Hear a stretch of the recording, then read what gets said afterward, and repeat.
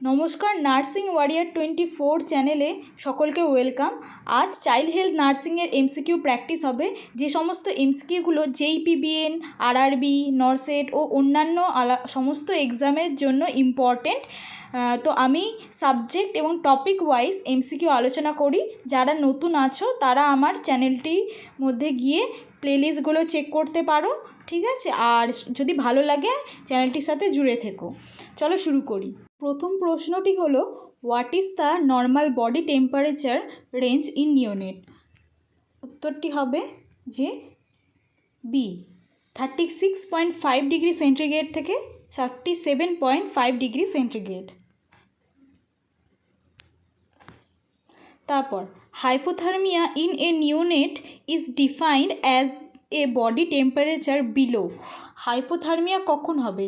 যেহেতু 36.5 থেকে 37.5 degree centigrade normal, তাহলে 36-এর বিলো হলেই হাইপোথার্মিয়া হবে। উত্তরটি হবে 36.5 ডিগ্রি সেন্টিগ্রেড। তারপরে প্রশ্ন, a newborn with a body temperature of 35.2 degree centigrade is experiencing.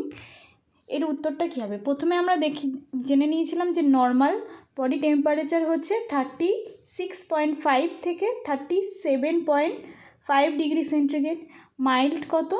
36.0 degree থেকে 36.5 ডিগ্রি সেন্টিগ্রেড। মডারেট কত?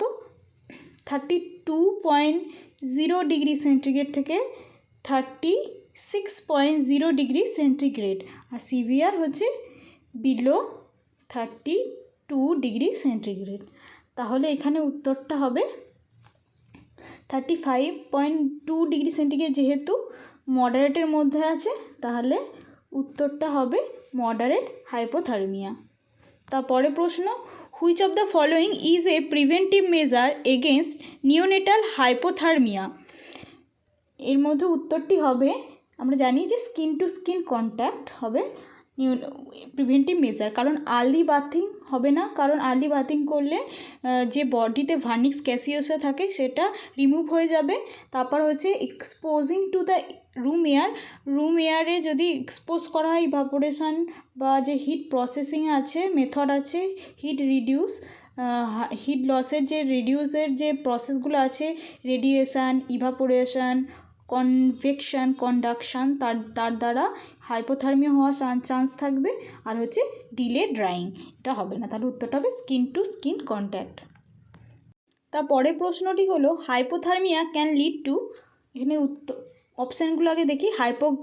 Hyperglycaemia, hypoglycaemia, hypoxia, improvement, increase metabolism. উত্তরটি হবে হাইপোগ্লাইসেমিয়া।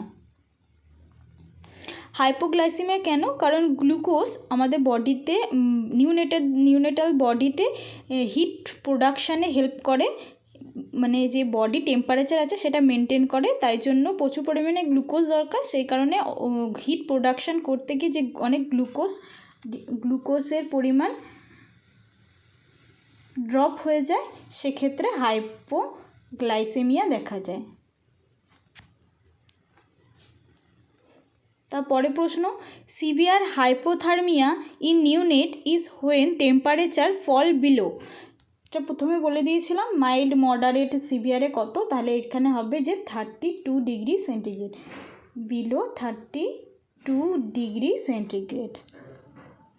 তারপরে প্রশ্ন, a newborn at home without proper wrapping is a risk of.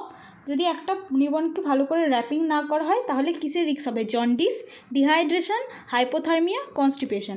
কিন্তু উত্তরটা হবে খুব সোজা, হাইপোথার্মিয়া। ভালোভাবে র্যাপিং না করলে হাইপোথার্মিয়া হওয়ার চান্স বাড়ে।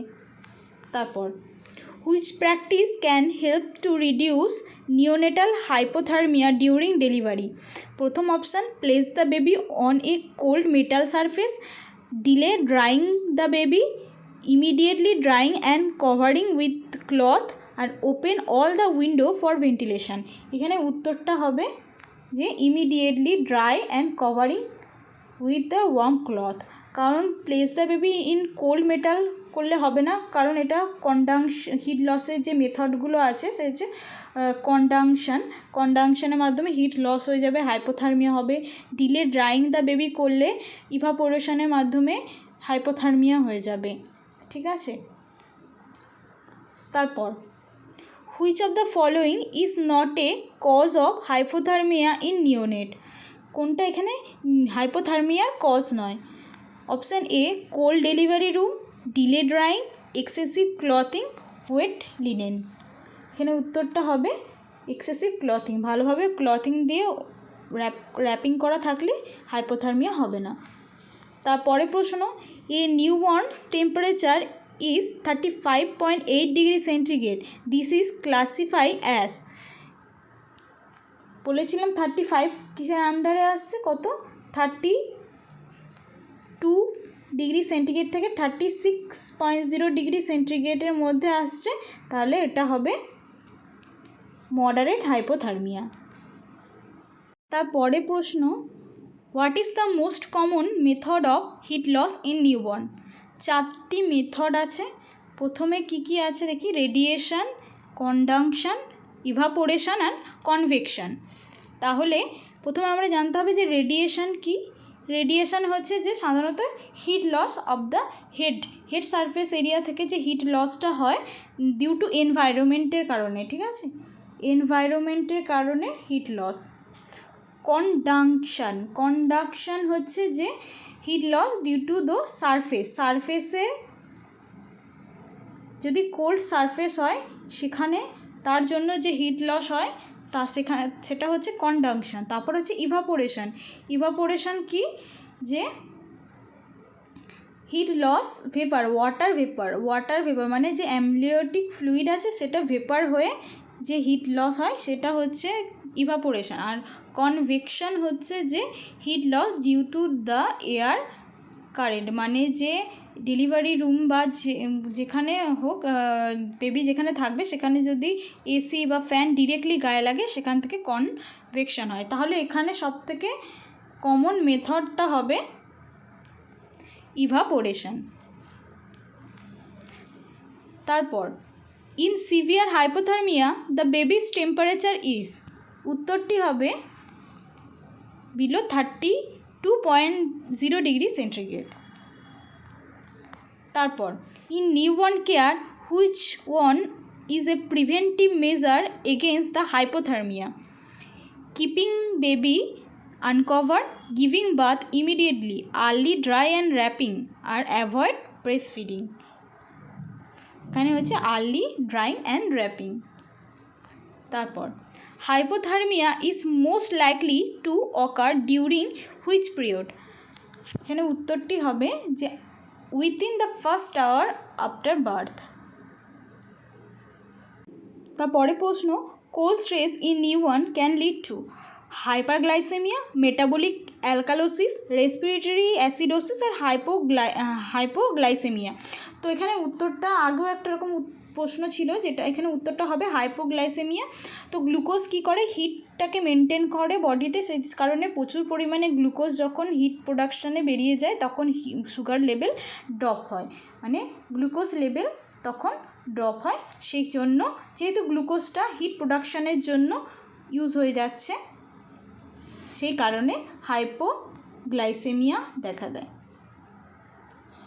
তাহলে আজকে এই পর্যন্ত, ঠিক আছে। ভিডিওটা দেখার জন্য থ্যাংক ইউ।